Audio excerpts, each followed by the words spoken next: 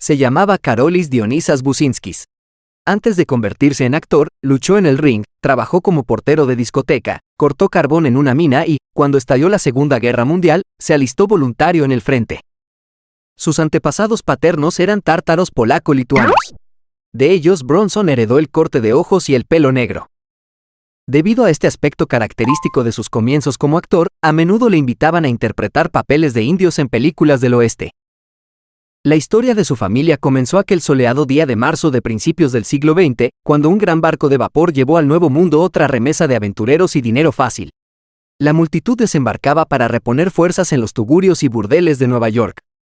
Entre ellos había un tipo alto y delgado de Lituania con un extraño para esos lugares apellido Bukinskis.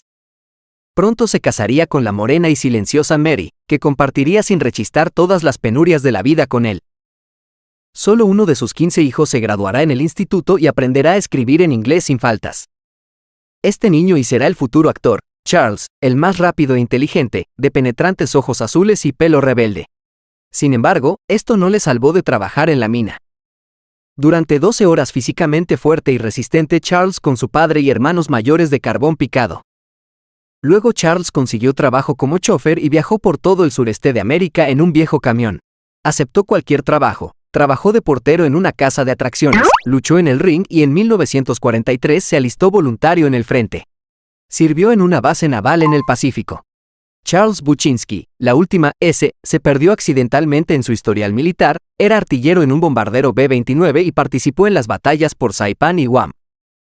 En total, Bronson voló en 25 misiones de combate, fue herido y condecorado con la medalla Corazón Púrpura. Tras el despido, se gastó el dinero para estudiar en la Escuela de Arte Dramático de Pasadena. Ya en el primer año se diferenciaba favorablemente de los demás estudiantes, recogido y serio, con pómulos anchos y ojos estrechos de guerrero indio, Charles como si hubiera sido creado para los papeles de lobos solitarios y vaqueros.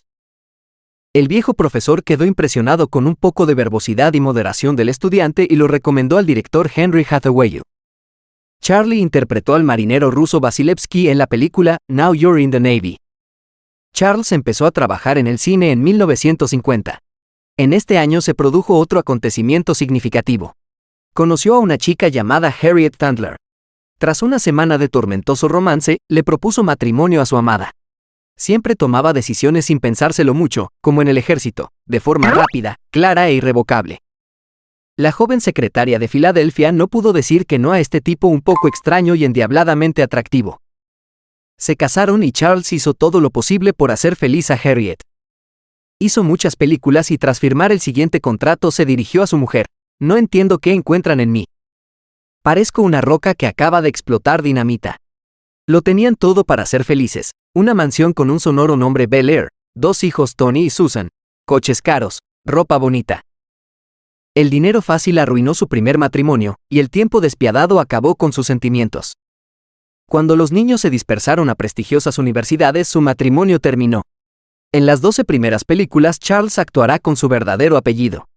Bronson, un seudónimo que el actor tomó en un momento de empeoramiento del sentimiento anticomunista en los Estados Unidos. Su verdadero apellido era demasiado eslavo, así que lo cambió por el anglosajón.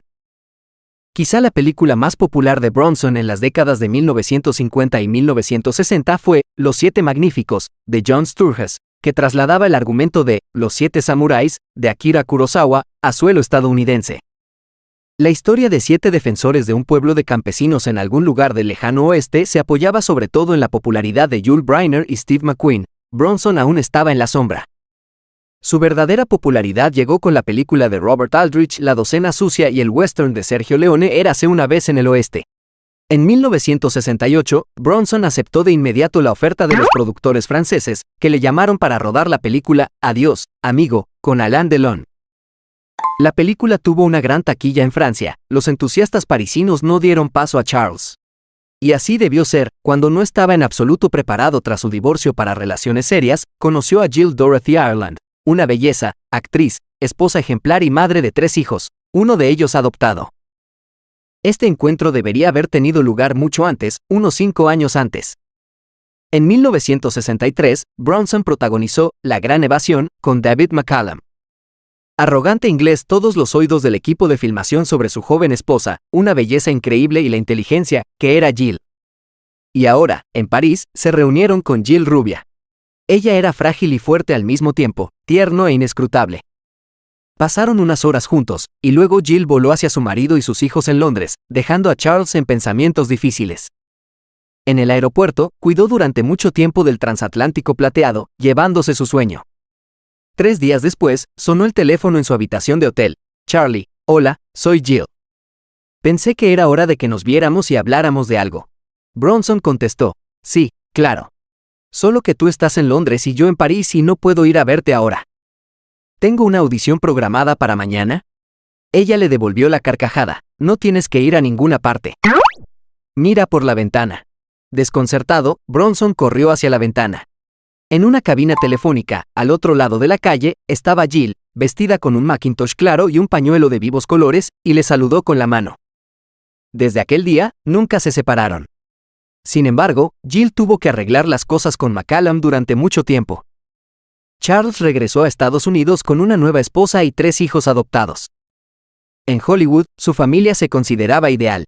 Tuvieron numerosos hijos de diferentes matrimonios, y pronto tuvieron una hija en común, Zuleika. La numerosa familia de Jill y Charles se instaló en la mansión de Bel Air, en Los Ángeles. También les encantaba pasar tiempo en su granja de estilo colonial situada en 260 acres de terreno en West Windsor, Vermont. A principios de la década de 1970, la carrera de Charles dio otro giro ascendente.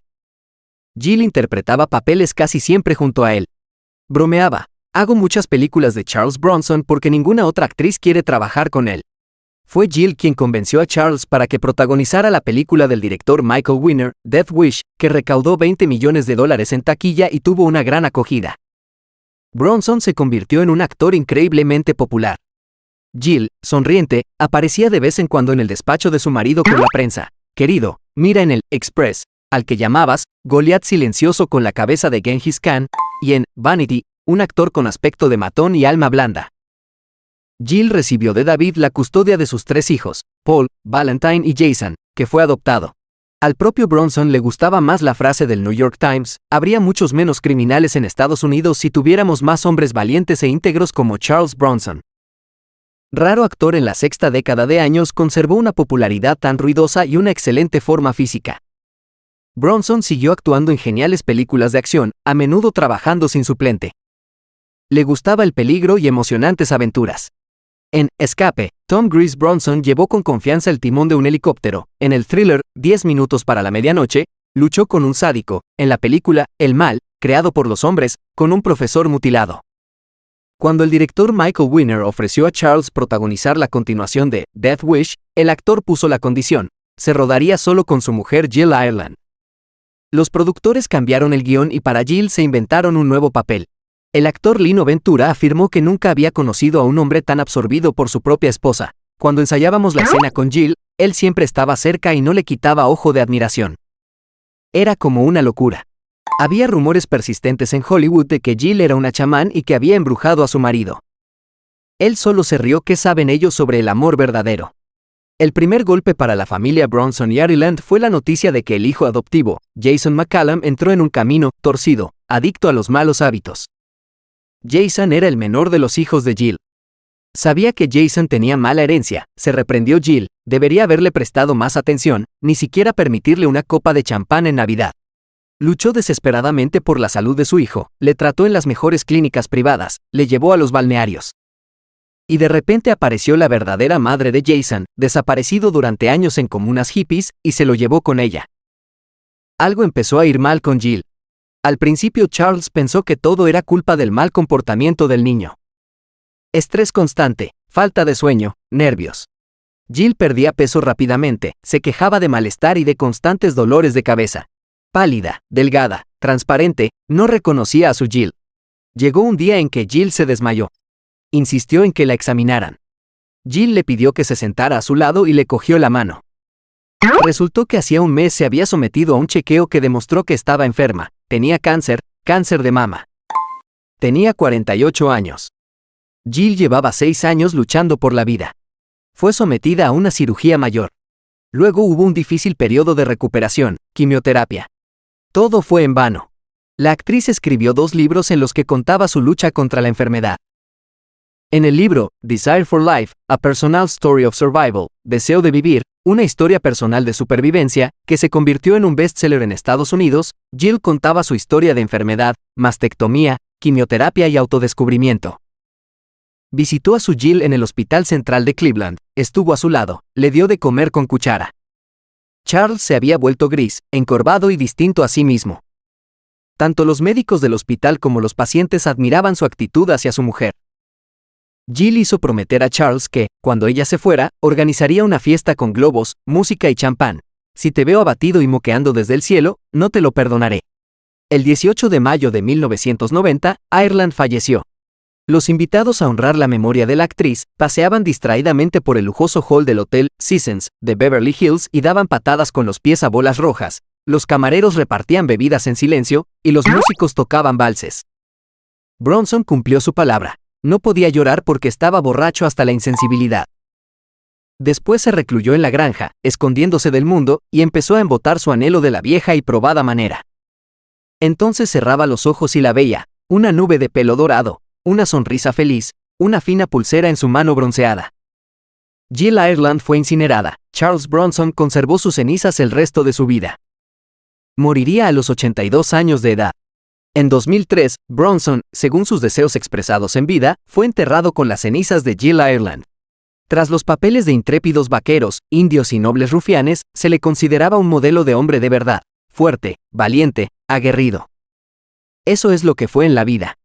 Siempre jugó honestamente, a cara descubierta, sin manipulaciones ni faroles. Bronson poseía muchas armas, conducía todo tipo de transportes terrestres y aviones, practicaba kung fu y tenía una figura magnífica.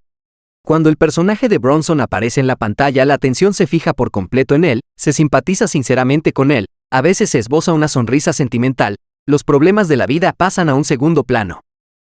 Dicen que cada época tiene su propia alma, y así es. En las películas con Charles Bronson de finales de los 50 a los 70, se percibe especialmente esa sensación elusiva y fugaz del espíritu de la época de los grandes personajes y la gente de espíritu fuerte. Bronson emana esa aura mágica de la época, ese esplendor inexpresable del cine antiguo, que no puede encontrarse en la falsedad del Hollywood moderno y de muchas películas nacionales, cuyo vacío espiritual se adereza generosamente con efectos especiales por ordenador en espera del éxito comercial.